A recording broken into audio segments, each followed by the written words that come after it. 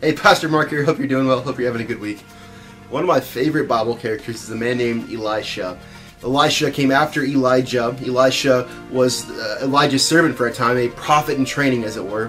When Elijah is carried off into heaven in a horse of fire and a chariot of fire, Elisha is left behind, and he takes up the mantle, or he becomes the new prophet. He is God's representative for God's people. And there's a pretty amazing story that happens in 2 Kings chapter 4, where Elisha encounters a woman whose husband has just passed away. And in this day and age, when your husband passes away and a debt exists, like in this lady's case, your children can be taken away from you and become indentured servants until the debt has been repaid in full. And so this lady comes to Elisha, and she's distraught, and she says, my husband's passed away, and we have this debt, and my sons are getting ready to be sold into slavery. What do I do? What we find is in 2 Kings chapter 4, in verse 2, it says, Elisha replied to her, how can I help you? Tell me, what do you have in your house? Your servant has nothing there at all, she said, except a little oil.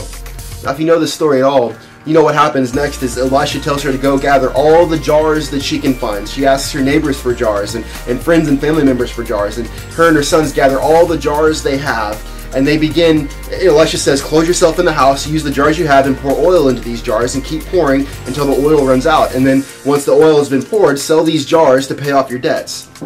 Well, what was amazing about this miracle is that the oil kept coming as long as there were jars to be filled. There was oil to fill the jars with. This woman just had a little bit of oil, but her exception, she said, I don't have anything except a little oil. Her exception became exceptional. I wonder in your life, what's your exceptional exception? People say all the time, I would serve God except I'm a single mom. I would serve God except I just don't have the resources to do it. I would give to God except for the fact that I live paycheck to paycheck. I would raise my kids except for the fact that, I wasn't really raised all that well, and I lacked the knowledge and understanding to do so. I would do this except. What is your exceptional exception? I ran into a man one time who said, I can't serve God. I can't do anything except paint.